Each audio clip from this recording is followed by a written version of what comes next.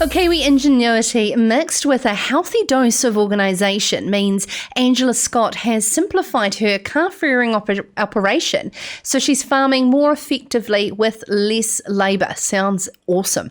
Farming a 470 hectare Maniatoto sheep and beef property that's been in her family for almost 100 years.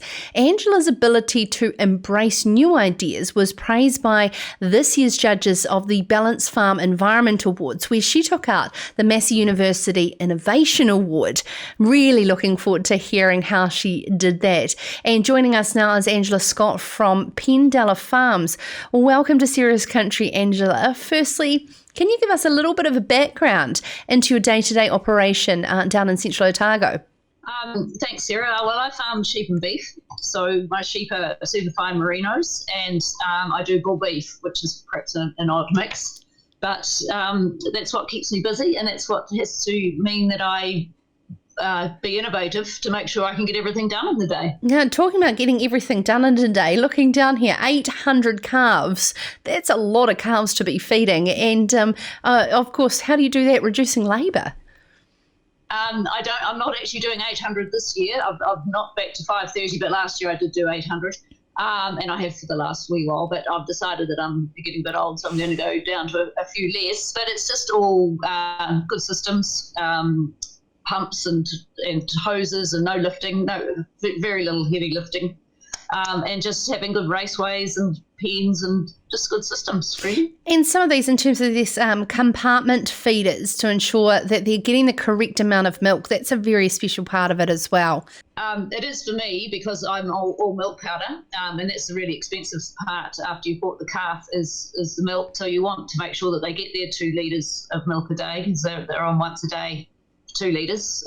So it's really, really important that they all get that. And if you've got a big calf on your milk feeder beside a smaller calf, then they don't stand a chance. So that's why I go with compartment feeders. And of course, you've said that speed is not the driver, that being efficient doesn't mean you need to be too quick, especially when it comes to the welfare of these calves. So how do you put in, and what are your recommendations to those listening in terms of good systems that you've found really work and that it's just made your life a whole lot easier? My best system is my eye for looking at the animals to check that they are doing okay. So if you haven't got a good eye for animals, then it isn't going to be a good outcome. So, just really watching and attention to detail and making sure you're not rushing like crazy. You're just taking time to make sure that everything is getting fed properly. And if there's any health issues, that you deal with them really quickly, because it doesn't take long for a small calf to go downhill. I understand from the judges, from what I've been sent through, was that you've made a clever blend of old, i.e., by eye, as well as, of course, embracing new technology when it comes to irrigation. Can you share a little bit more about what you do there?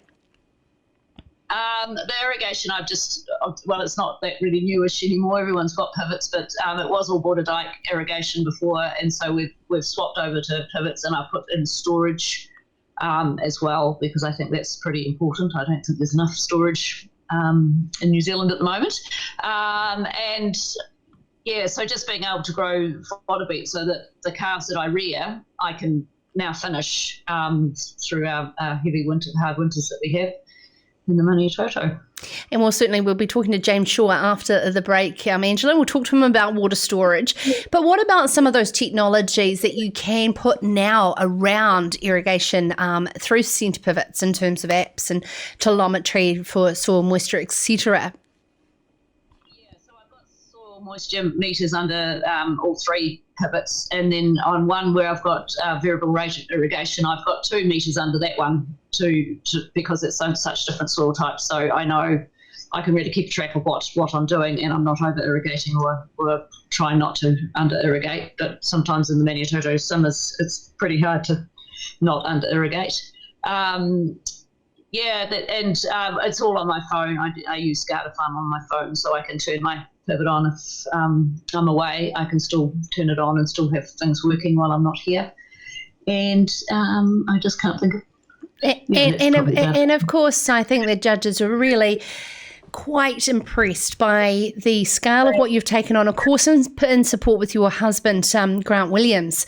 But I mean, how important is it in terms of that support network around you when you're farming, and particularly, I shouldn't say this, but when you're a woman as well?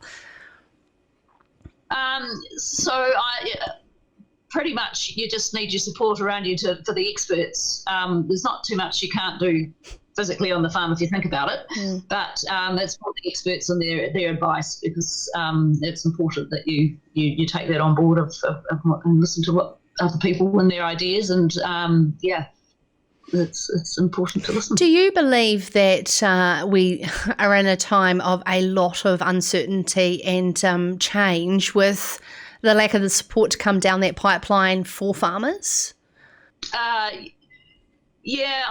That's part of the reason why I entered the Ballance Farm Award, is because there is so much uncertainty and we're not telling our story well enough. So if we get out there and tell our story and people appreciate what we're doing, and then we might get some more support from those people that should be supporting us but aren't, i.e. the government. And what would be your main messages to people? Like we've got Minister James Shaw on, in terms of, what great work that you are doing and where you'd like some more attention.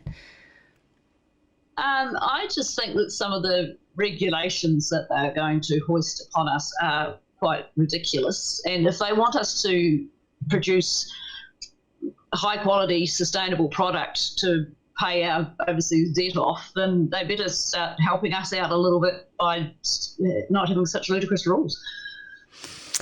Thank you so much, and congratulations on behalf of us all, Angela, on your win. What a great way of taking out something where I'm sure you probably take it for granted day to day. I shouldn't probably assume that, but in terms of when there's as a question, how rewarding is it when someone comes in, because farming without benchmarks around is, and then someone says, actually, well done, you're doing a good job for something you just do day to day?